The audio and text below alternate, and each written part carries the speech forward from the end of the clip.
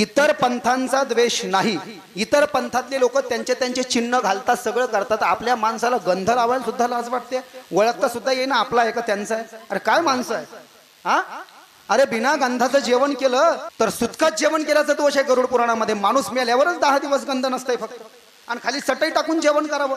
कोणी मेलं तर बिना चटईवर फरशीवर बसून जेवण करतात. आपला हिंदू धर्म आपण नाही पाळायचं तर कोणी पाळायचं.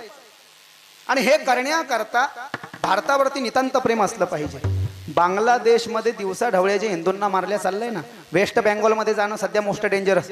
काश्मीरच्या पहलगाममध्ये 27 जण मारले आपल्या मागे, ती पोरगी गेली होती ते. आणि त्याच्यानंतर वेस्ट बेंगॉल, कलकत्ता, ओडिसा आणि बांगलादेश जाणं मोस्ट डेंजरस. त्याच्याकरता प्रत्येकानं स्वसंरक्षण प्रशिक्षण शिबिर हिंदू जनजागृती सभेने काढलेलं आहे. त्याच्यामध्ये दाणपट्टा वगैरे चाडून मुलींना वगैरे लवजियातपासून आमच्या मुलींना वगैरे वाचलं पाहिजे. ताई पैसा तर आपल्याच समाजाचा हिंदू पहा, काही हरकत नाही, काही हरकत नाही. शंभडा असला तरी चालेल, पण आपला आहे कसाही असलं तर. येतंय का लक्षात? माझा राग नका येऊ देऊ, तुमचा भाऊ म्हणून सांगतो.